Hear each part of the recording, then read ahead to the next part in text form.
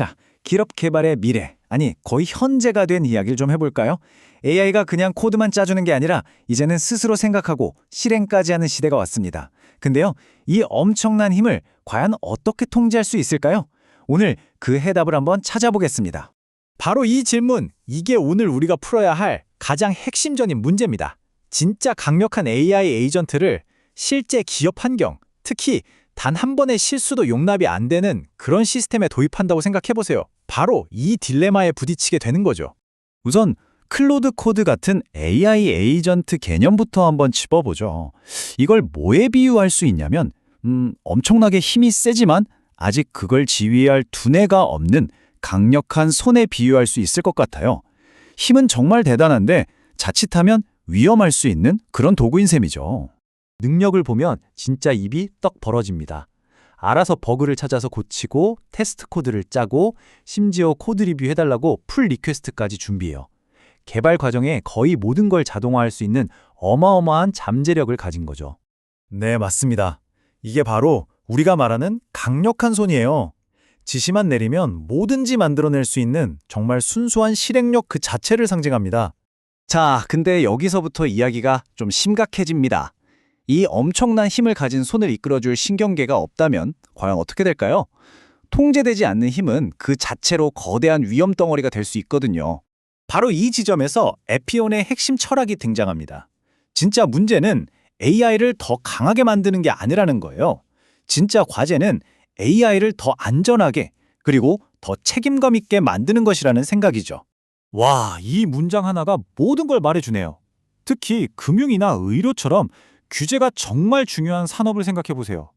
뭔가를 할 수 있는 능력보다 실수하지 않도록 제어하는 능력이 훨씬 더 희귀하고 훨씬 더 비싼 자산이 됩니다. 기업들이 AI 도입을 망설이는 진짜 이유가 바로 이거죠. 이 그림을 보시면 둘의 관계가 아주 명확해져요. 클로드 코드는 이를 실행하는 강력한 손이고요. 에피오는 그 손을 지휘하고 통제하는 두뇌와 신경계, 다시 말해 한 차원 위의 운영체제 OS인 셈입니다. 서로 경쟁하는 관계가 아니라 아예 작동하는 레벨이 다른 거죠. 그럼 이제 에피온이 어떻게 그 강력한 손을 위한 신경계 역할을 하는지 구체적으로 한번 들여다볼게요. 아주 체계적인 계층 구조를 통해서 모든 행동을 하나하나 안내하고 검증하는 방식입니다. 사용자 요청이 딱 들어오면 에피오는 이런 단계를 거칩니다. 먼저 사용자가 진짜 원하는 게 뭔지 그 의도를 명확하게 분석하고요. 그 다음에 우리 회사 정책에 맞춰서 이게 얼마나 위험한 일인지 판단해요.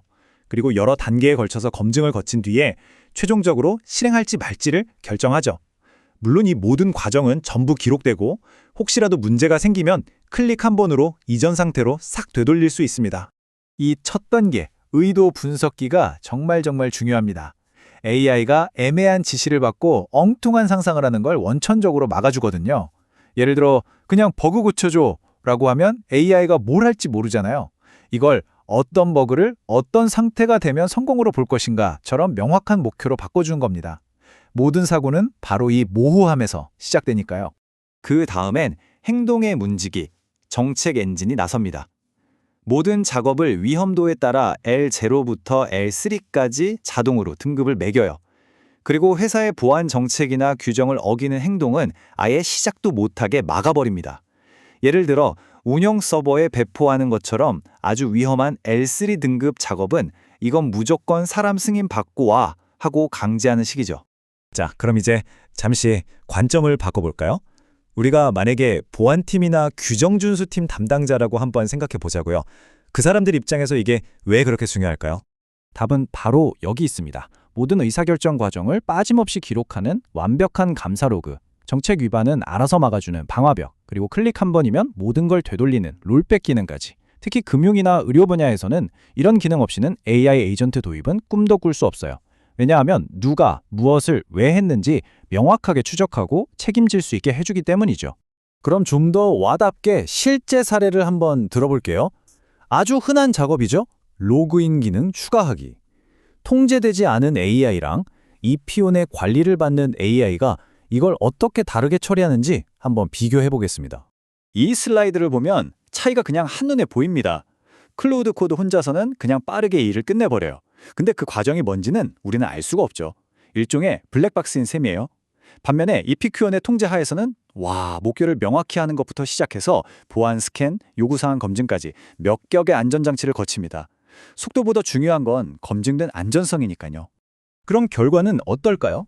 클로우드 코드 혼자 두면 보안 구멍이 생기거나 다른 멀쩡한 기능을 망가뜨리는 잠재적 위험이 그대로 남아있어요. 하지만 에피온을 거치면요. 최종 결과물은 그냥 돌아가는 코드가 아니라 안전하고 규정을 준수하고 모든 과정이 기록된 코드가 되는 겁니다. 그러니까 핵심은 이거예요. 결과물의 퀄리티 자체가 근본적으로 달라지는 거죠.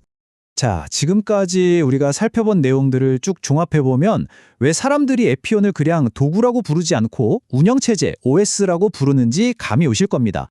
이 슬라이드에 있는 기능들은 단순한 툴 수준이 아니에요. 시스템 전체를 관리하는 OS 수준의 기능들이죠.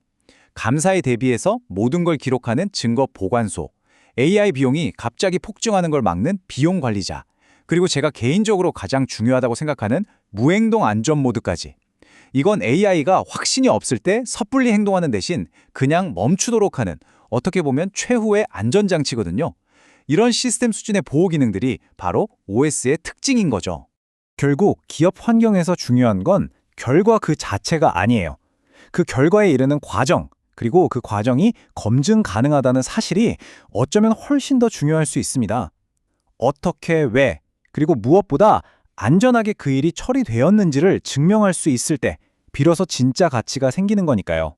바로 이 문장이 오늘 우리가 나눈 이야기들을 완벽하게 요약해주네요. 우리는 지금 강력한 AI를 과연 어떻게 다룰 것인가 라는 이 거대한 질문에 대한 가장 현실적인 해답 중 하나를 보고 있는 겁니다. AI 시대의 기업 운영, 그 진짜 첫걸음을 여러분이 지금 함께 목격하고 계신 겁니다.